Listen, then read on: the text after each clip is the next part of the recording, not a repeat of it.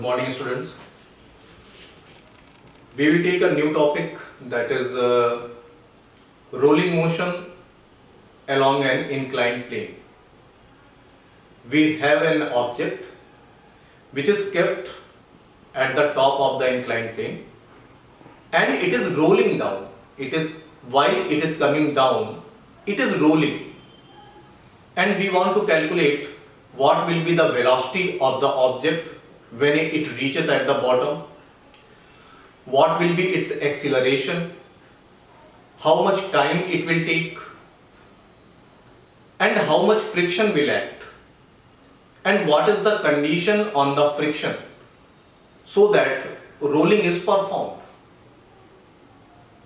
They will ask questions, they will give you some objects, disc, ring, sphere, and they will ask who will reach first, who will have more acceleration, whose velocity will be more, or they can ask questions on the friction. So, see here, suppose our topic is rolling motion on an inclined plane.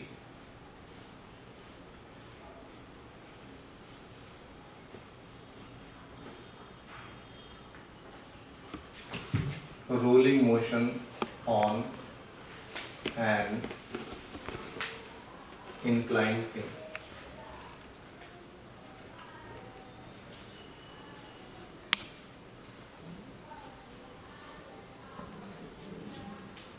So we have an inclined plane.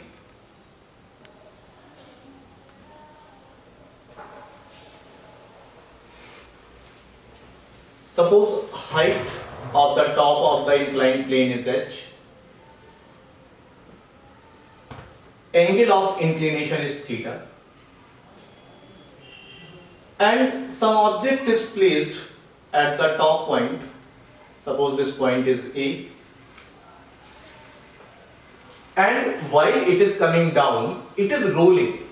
Rolling means there is a perfect balance between translational and rotational motion. You know that conditions for rolling are VCM is equals to R omega, and if there is acceleration, then condition is ACM is equals to R alpha. VCM means velocity of center of mass.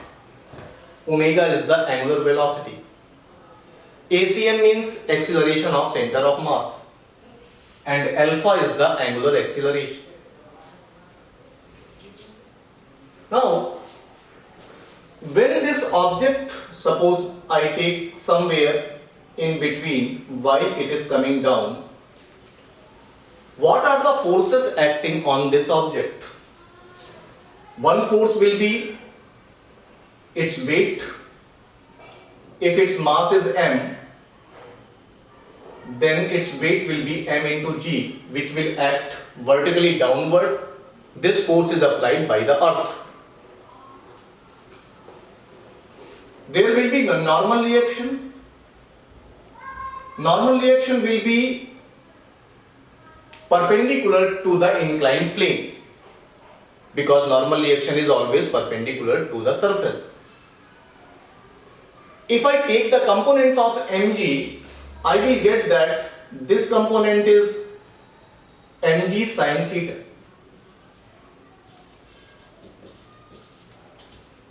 And this component will be mg cos theta.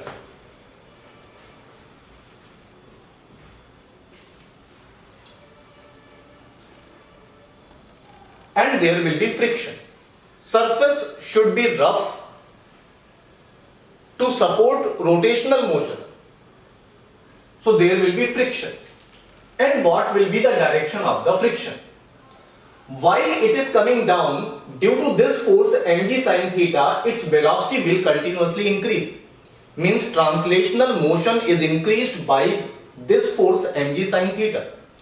So there should be some force which will increase the rotational motion. If I apply friction in this direction, then it will cause rotation in this direction. it will decrease because translational motion is increasing in this direction downward. So rotational motion should also increase in this direction. Hence, friction will act along the inclined plane, parallel to inclined plane, and in this direction. Suppose I denote it by F. This is the friction which will act along the inclined plane and upside.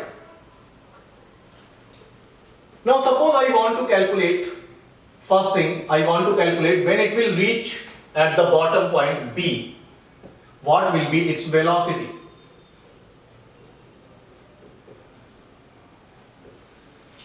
While rolling, friction is here, this friction is not a dynamic friction. This friction is static friction because while rolling, point of contact is at rest.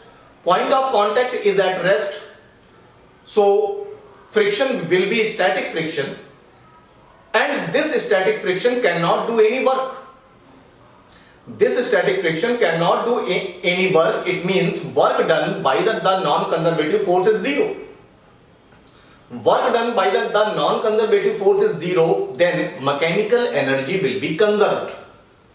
So while there is friction, but it is a static friction which will not do any work, hence mechanical energy will be conserved.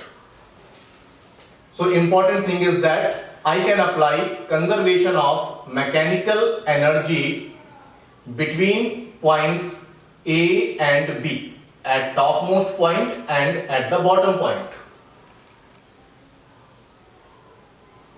At point A, its initial velocity is zero. It was not moving. So kinetic energy at point A is zero. While object is at A, it has only potential energy. Its mass is m, so at point A, its total energy is mgh, potential energy. I am taking reference from here, from the bottom. So its potential energy is mgh. This is the total energy at A. And when it will reach at point B, it is rolling. And total energy of rolling is half mv square 1 plus k square by r square.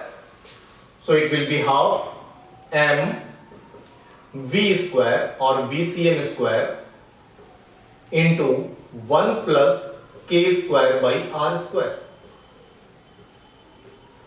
This is the formula for total energy during rolling motion. Vcm is the velocity of center of mass, r is the radius of the object, and k is the radius of gyration. M will cancel out. So Vcm square will be equals to 2gh upon 1 plus k square by r square.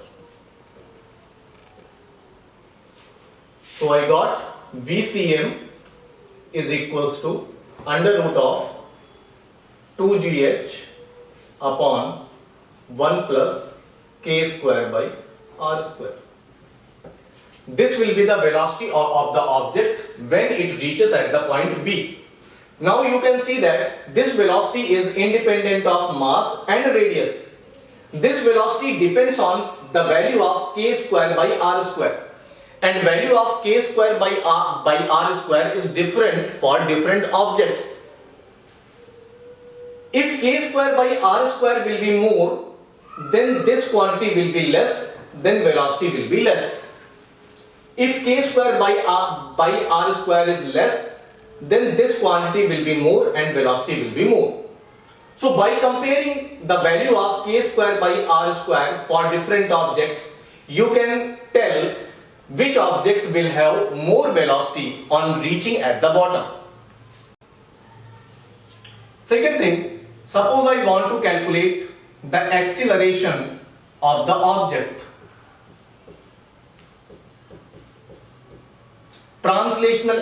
I want to calculate translational acceleration of the object. Now, suppose I write first equation for translational motion. If I consider translational motion.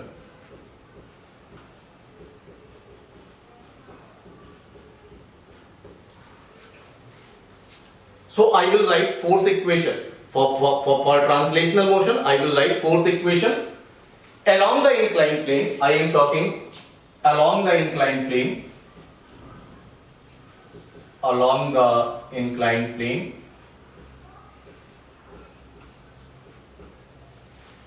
Along the inclined plane, downward force is mg sin theta, and friction is opposite to that.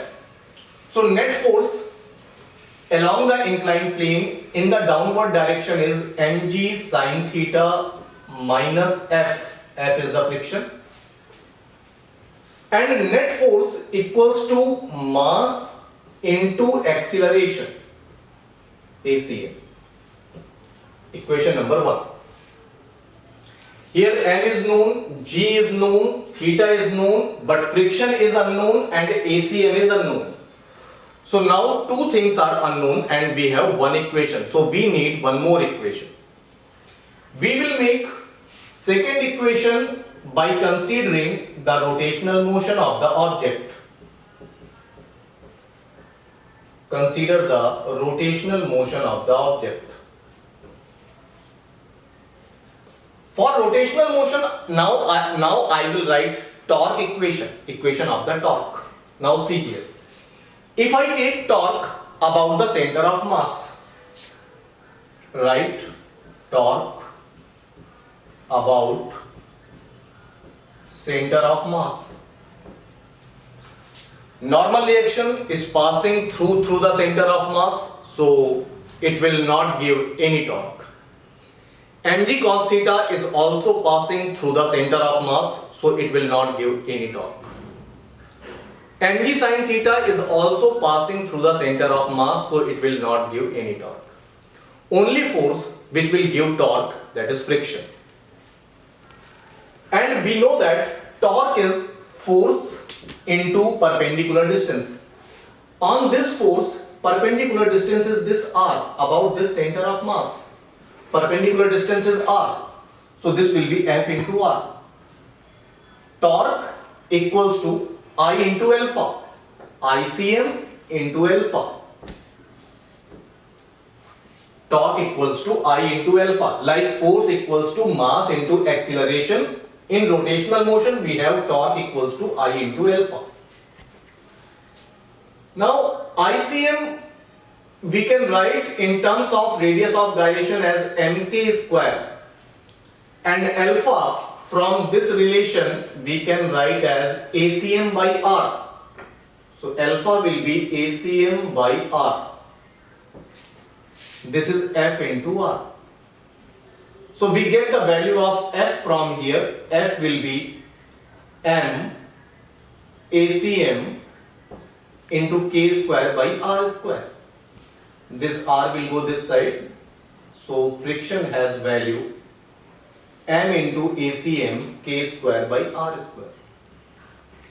Now we can put this value of F in equation 1 to get the value of ACM. So this will be mg sin theta minus m into ACM into k square by R square is equals to m into ACM. I will shift this term to the right side and I will take ACM as common and I will solve it for AC.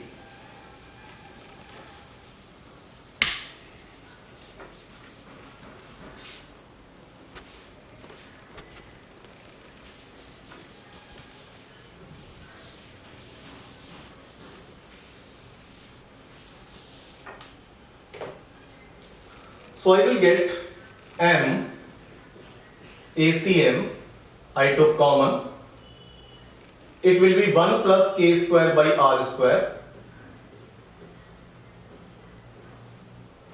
that is equals to mg sin theta.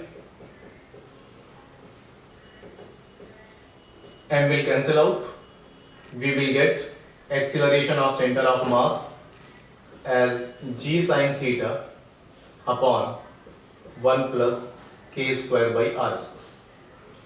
G is constant, theta is constant, k square by r square is also fixed for a particular object. So this acceleration is also constant. ACM is constant. Also, acceleration is independent of mass and radius of the object. It also depends on k square by r square. If k square by r square is more, acceleration will be less. If k square by r square is less, acceleration will be more. So you can compare acceleration of different objects by seeing the value of k square by r square. Now suppose, third thing, I want to calculate how much time object will take to come down, time of descent.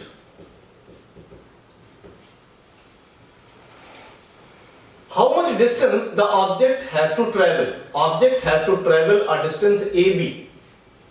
And in this triangle ABO, if I apply sin theta will be equals to h by, suppose this distance is L, so this will be h by L. From here we will get L is equals to h upon sin theta. So a total distance the object has to travel is h upon sin theta. Acceleration is constant, initial velocity is 0 and distance is this. When acceleration is constant, I can apply s equals to ut plus half at square.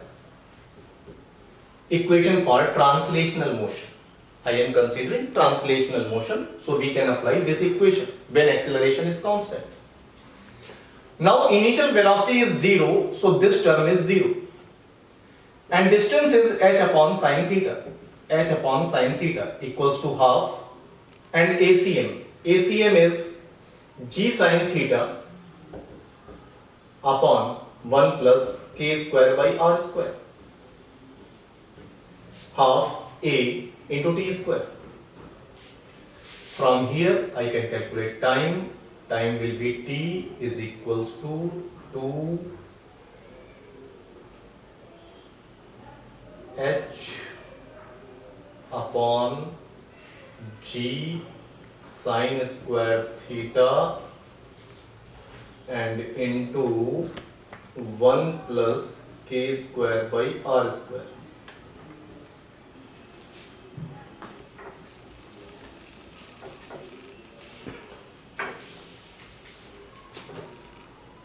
This is t square, sorry. So t will be equals to 1 upon sin theta will come outside of the root and it will be 2h upon g into 1 plus k square by r square.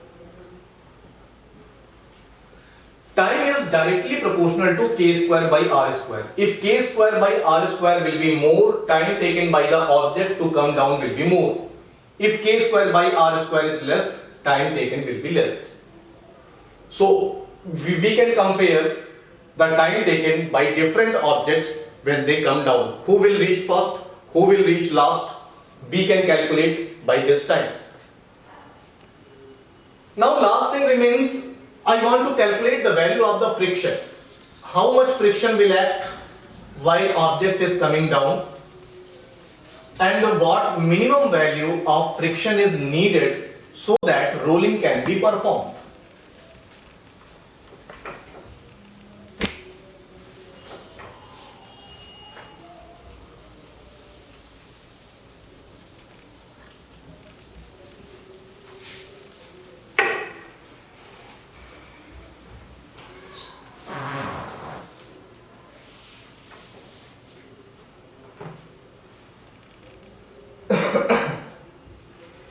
So next case is, I want to calculate the value of friction.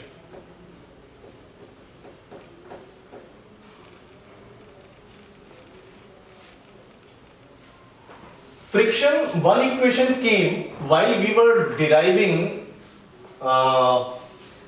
the acceleration, then friction came in one equation as m into ACM into k square by r square. I think it came like this.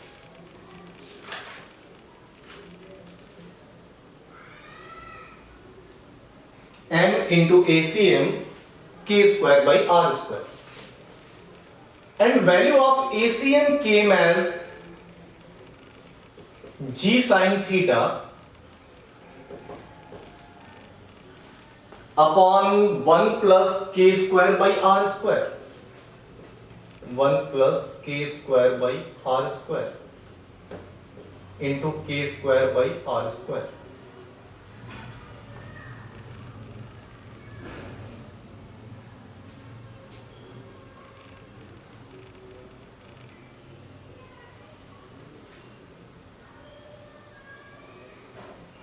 So this is the value of friction which will act while object is coming down.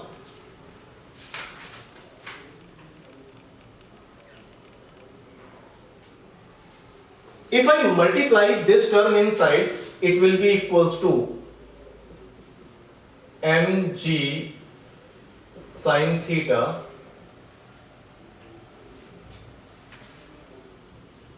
this will be k square will be outside. If I multiply r square, this will be r square plus 1. So k square will be here and this will be 1 upon r square plus 1. So this will be mg sin theta into k square by r square plus 1. If I divide by k square, so it will be mg sin theta into 1 upon 1 plus r square by k square. Mg sin theta into 1 plus r square plus k square.